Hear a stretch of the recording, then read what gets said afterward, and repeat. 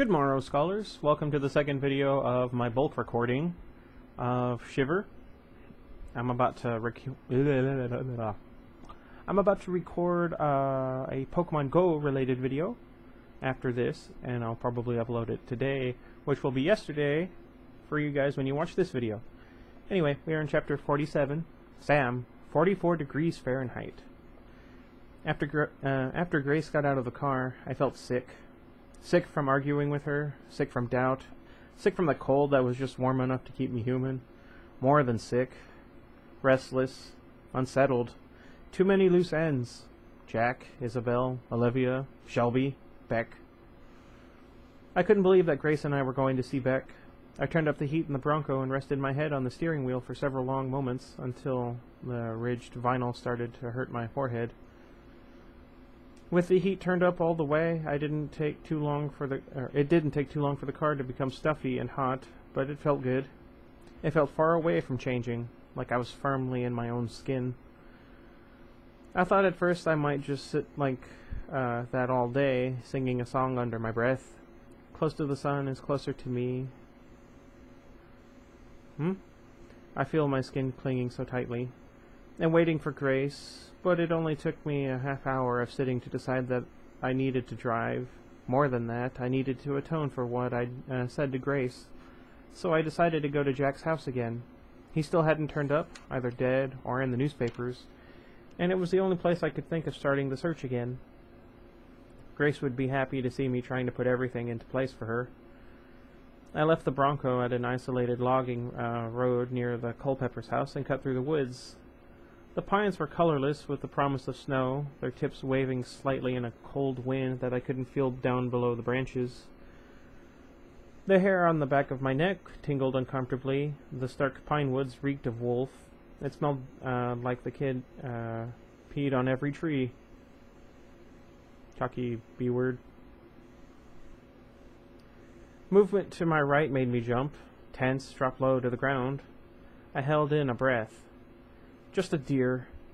I caught a brief glimpse of wide eyes, long legs, white tail, before she was gone. Surprisingly ungraceful in the underbrush. Her presence in the woods was comforting, though. Her being here meant that Jack wasn't. I had nothing as a weapon except my hands. Fat lot of good they would do against an unstable new wolf with adrenaline on his side. Near the house, I froze at the edge of the woods, listening to the voices carry through the trees. A girl and a boy, voices raised and angry, standing somewhere near the back door. Creeping into the shadow of the mansion, I slid around a corner toward them, silent as a wolf. I didn't recognize the male voice, fierce and deep, but instinct told me that it was Jack. The other one was Isabel. I thought about revealing myself, but hesitated, waiting to hear what the argument was about. Isabel's voice was high. Dang it. I don't understand what you're saying. What are you saying sorry for? For disappearing? For getting bitten in the first place? For Chloe, the boy said. Uh-oh. There was a pause. What do you mean, for Chloe? What does the dog have to do with all this? Do you know where she is? Isabel. Jeez. Haven't you been listening? You're so stupid sometimes. I told you. I don't know what I'm doing after I've changed. I covered my mouth to keep from laughing. Jack had eaten her dog. That's messed up. Are you saying that she's... you... Oi. You're such a jerk. I think stabbing him would not be uncalled for. I couldn't help it. I told you what I was. You shouldn't have let her out. Do you have any idea how much that dog cost? What? I feel sick.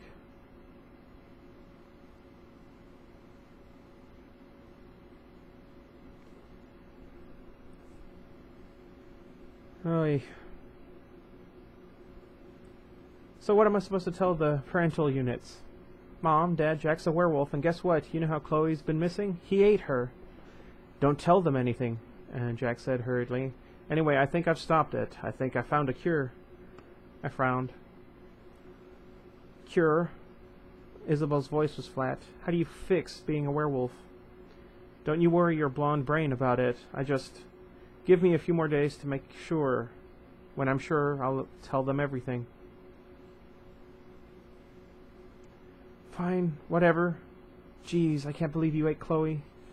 Can you please shut up about that? You're starting to irritate me.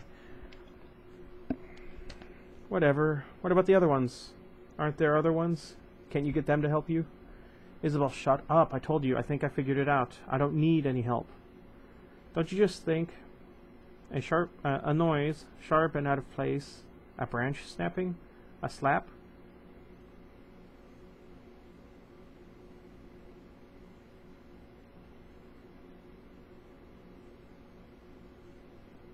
I'm worried. Isabel's voice sounded different when she spoke again. Not as strong. Just don't let them see you, okay? Mom's at therapy because of you, and Dad's out of town. I'm going back to school. I can't believe you called me out here to tell me you ate my dog. I called to tell you I fixed it. You seem so excited. Yeah, not. It's great. Wonderful. Bye. Barely a moment later, I heard Isabel's SUV tear down the driveway, and I hesitated again. I wasn't exactly eager to reveal myself to a new wolf with an anger management problem until I knew exactly what my surroundings were. But I needed to either get back to the car or into the warmth of the house, and the house was closer. I slowly crept around the back of the building, listening for Jack's position. Nothing.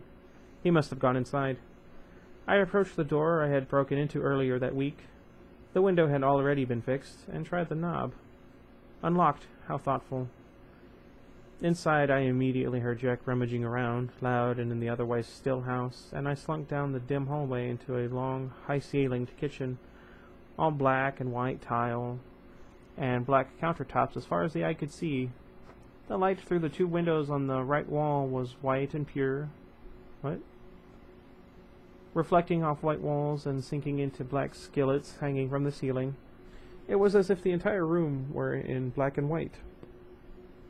I vastly preferred Grace's kitchen, warm, cluttered, smelling of cinnamon and garlic and bread, to this cavernous sterile room. Jack had his back to me as he crouched in front of the stainless steel fridge, digging through the drawers. I froze, but his hunt through the fridge had covered up the sound of my approach. There was no wind to carry my scent to him, so I stood for a long minute, assessing him and my options. He was tall, wide-shouldered, with curly black hair, like a Greek statue. Something about the way he carried himself suggested overconfidence, and for some reason that irritated me. I swallowed a growl and slid just inside the door, silently fitting myself onto the counter opposite. Height would give me a slight advantage if Jack got aggressive. He stepped away from the fridge and dumped an armload of food onto the shiny-topped kitchen island. For several long minutes, I watched him construct a sandwich. He carefully layered the meats and the cheese, slathered the bread with Miracle Whip, and then he looked up. "I'll just say holy," he said. "Hi," I replied. "What do you want?" He didn't look afraid. I wasn't big enough to frighten by looks alone. I am. I'm the second tallest person in my family, going back,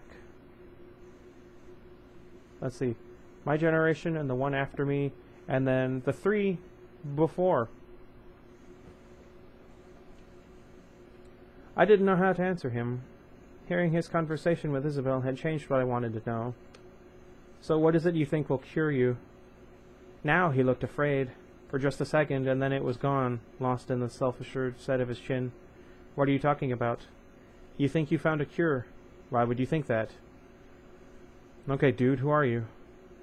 I really didn't like him. I didn't know why. I just felt it in my gut, and I really didn't like him. If I hadn't thought he was a danger to Grace and Olivia and Isabel, I would have said, the heck with him and left him there. Still, my dislike made it easier to confront him. It made it easier to play the role of the guy who had all the answers. Someone like you. Someone who got bitten. He looked about to protest, and I held my hand up to stop him. If you think you're going to say something like, "You've got the wrong guy," don't bother. I've seen you as a wolf. So just tell me why you think you found a way to stop it.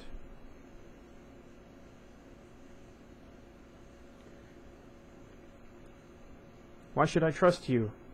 Because, unlike your father, I don't stuff animals and put them in my foyer, and because I don't really want you showing up at school and on people's doorsteps exposing the pack. We're just trying to survive with the lot we've been given. We don't need some smarmy rich punk like you revealing us to the rest of the world so they can come after us with pitchforks. He growled. It was a little close to animal for my taste, and my thought was confirmed when I saw him shiver slightly. He was still so unstable.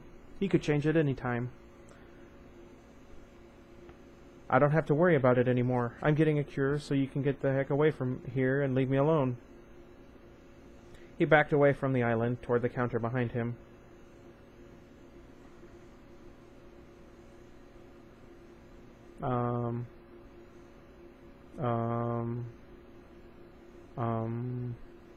I jumped down from my counter.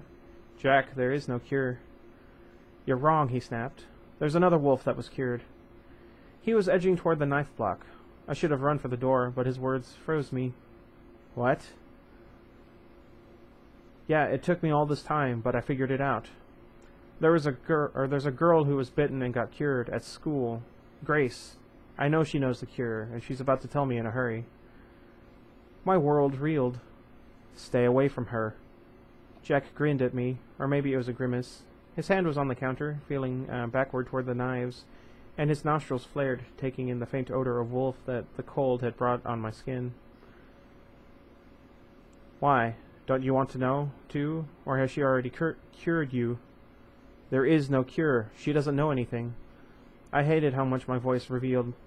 My feelings for Grace felt dangerously transparent. You don't know that man. Me.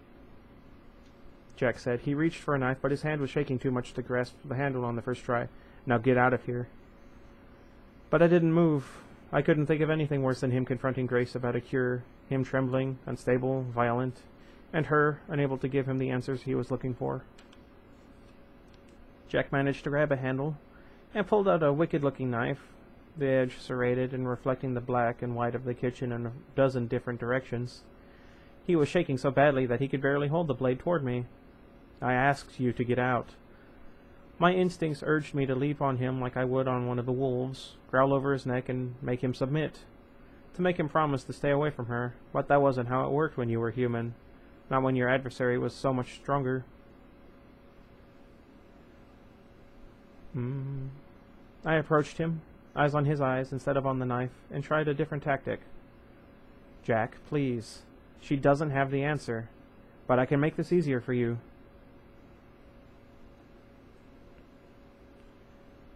Get away from me. Jack took a step toward me, then back before stumbling to one knee, the knife... The knife fell onto the tile. I winced before it landed, but its landing was surprisingly muffled.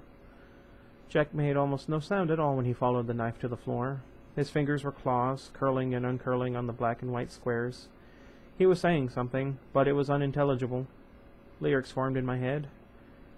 They were supposed to be for him, but they were really about me. World of words, lost on the living. I take my place with the Walking Dead. I like that show. Robbed of my voice, I'm always giving thousands of words to this nameless dread. I crouched next to him, pushing the knife away from his body so that he wouldn't hurt himself on it. There was no point asking him anything now. I sighed and listened to him groan, wail, scream.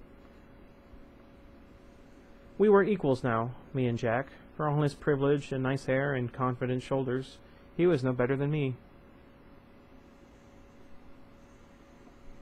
Jack whimpered. You should be happy, I told the panting wolf. You didn't throw up this time. Jack regarded me for a long moment with unblinking hazel eyes before leaping up and bolting for the door. I wanted to just leave, but I didn't have any choice. Any possibility of leaving him behind had disappeared as soon as he said Grace's name. I jumped after him. We scrambled through the house. his nails slipping on the hardwood floor and my shoes squeaking behind him. I pelted into the hall of grinning animals close behind him. The stench of their dead skins filled my nostrils. Jack had two advantages. He knew the house, and he was a wolf. I was betting on him using the well-known surroundings to hide instead of relying on his unfamiliar animal strength. I bet wrong. Uh-oh. Chapter 48. Grace. 49 degrees Fahrenheit. Sam had never been late before. He had always been waiting in the Bronco by the time I got out of class, so I'd never had to wonder where he might be or what to do while I waited. But today I waited. Today I waited until the students loaded onto the buses. I waited until the lingering students headed out to their cars and disappeared in ones and twos. I waited until the teachers emerged from the school and climbed into their cars. I thought about taking my homework out. I thought about the sun creeping down toward the tree line, and I wondered how cold it was in the shade. "You're right, late, Grace?" Mr. Rink asked kindly on his way out. He had changed shirts since class and smelled vaguely like cologne. I must have looked lost, sitting on the brick edge of the little mulched area in front of the school, hugging my backpack in my lap. "A little. Do you need me to call someone?" Out of the corner of my eye, I saw the Bronco pull into the lot, and I allowed myself a long breath. I smiled at Mr. Rink. "Nope, they just showed up." "Good thing, too," he said. "It's supposed to get really cold later. Snow." "Yippee," I said sourly, and he laughed and waved as he walked out to his car. I yanked my backpack up onto my shoulder and hurried out to the Bronco. Pulling open the passenger side door, I jumped in. Uh-oh.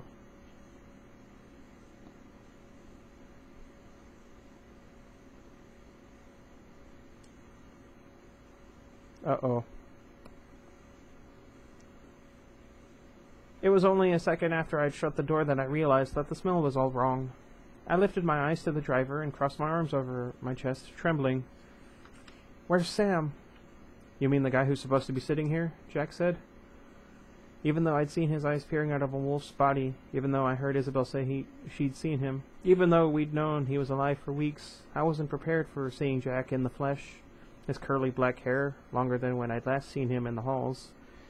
His darting hazel eyes, his hands clinging to the steering wheel. Wheel? What? Yeah. Real. Alive. My heart kicked in my chest. Jack's eyes were on the road as he tore out of the parking lot.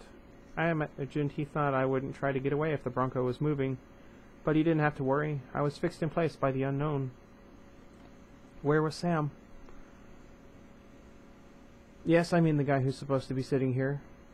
My voice came out as a snarl. "Where is he?" Jack glanced over me. He was nervy, shaking. What was the word Sam had used to describe new wolves? Unstable? "I'm not trying to be the bad guy here, Grace, but I need answers, and soon, or I'm going to get bad really fast. You're driving like an idiot. If you don't want to get pulled over by the cops, you'd better slow down." "Where are we going?" "I don't know. You tell me. I want to know how to stop this, and I want to know now because it's getting worse." I didn't know whether he meant it was getting worse as the weather got colder, or worse right this second. "I'm not telling you anything until you take me to wherever Sam is." Jack didn't answer. I said, "I'm not playing around. Where is he?" Jack jerked his head toward me. "I don't think you get it. I'm the one driving, and I'm the one who knows where he is. And I'm the one who can rip your head off if I change. So it seems to me you're the one who ought to start, I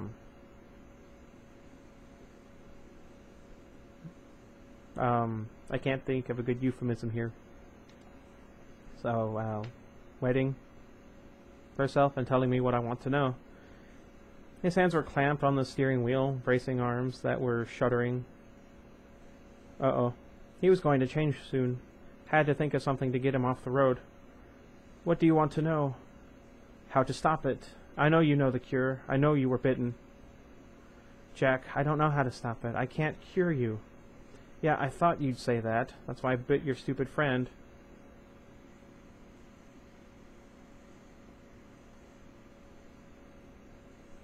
Because if you won't fight to cure me, I know you'll do it for her. I just had to make sure she was really going to change.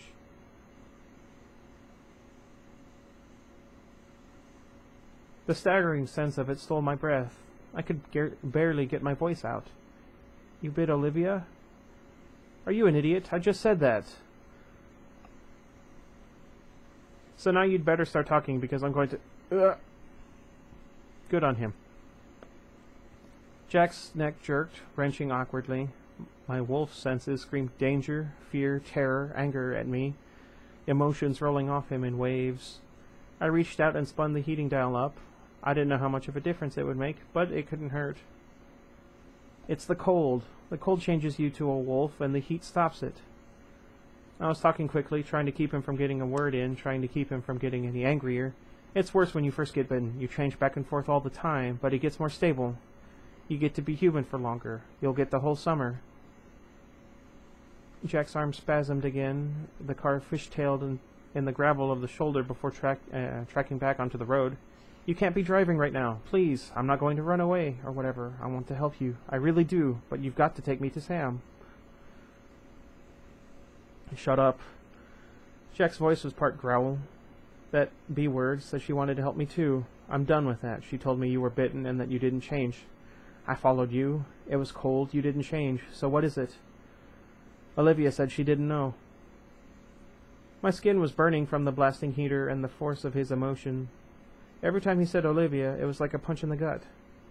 She doesn't know. I was bitten. She was right, but I never changed, not even once. I don't have a cure. I just didn't change. I don't know why. Nobody knows why. Please, stop lying to me. It was hard to understand him now. I want the truth now, or you're going to get hurt. Uh-oh. I closed my eyes. I felt like I had lost my balance, and the whole world was spinning away from me. There had to be something I could say to him to make that would make this better. I opened my eyes. Fine. Okay, there's a cure, but there's not enough of it for everyone, so nobody wanted to tell you about it. I winced as he smacked the steering wheel with the dark-nailed fingers. My mind's eye whirled away from the alien reality to an image of the nurse sliding the syringe with the rabies shot into Sam's skin. It's a vaccination, sort of. It goes right into your veins, but it hurts. A lot. Are you sure you want it? This hurts, Jack snarled. Fine, if I take you to where it is, will you tell me where Sam is? Whatever, tell me where to go. So help me, if you're lying, I'll kill you. I gave him directions to Beck's and prayed he'd make it that far. I retrieved my phone from my backpack. The Bronco swerved as Jack's attention focused on me. What are you doing? I'm calling Beck. He's the guy with the cure. I have to tell him not to give the last of it away before we get there. Is that all right? You seriously had better not be lying to me. Look, this is the number I'm dialing, not the police. Beck's number came back to me. I was better at numbers than words. It began to ring. Pick up, pick up. Let this be the right decision. Hello? I recognized the voice. Hi, Beck, this is Grace. Grace? Sorry, your voice sounds familiar, but I talked over the top of him. Do you still have some of the stuff? The cure? Please tell me you didn't use the last of it. Beck was silent. I pretended like he'd answered. My goodness. Look, Jack Culpepper has me in the car. He has Sam somewhere, and he won't tell me where he is unless we give him some of the cure. We're like 10 minutes away. Beck said very softly. Curses. For some reason, that made my chest shake. It took me a moment to realize it was a swallowed sob. Yes. So will you be there? Yes, of course. Grace, you still there? Can he hear me? No. Be confident, okay? Try not to be afraid. Don't look him in the eyes, but be assertive. We'll be waiting at the house. Get him inside. I can't come out or I'll change, and then we're all doomed. What's he saying? Jack demanded. He's telling me what door you should come in when you get there, to get you in the fastest so you won't change. He can't use the cure on you if you're a wolf. Good girl, Beck said. For some reason, Beck's unexpected kindness was hard to bear. It made tears prick my eyes where Jack's threats hadn't. We'll be there soon. I snapped the phone shut and looked at Jack. Not right at his eyes, but at the side of his head. Pull straight into the driveway and they'll have the front door unlocked.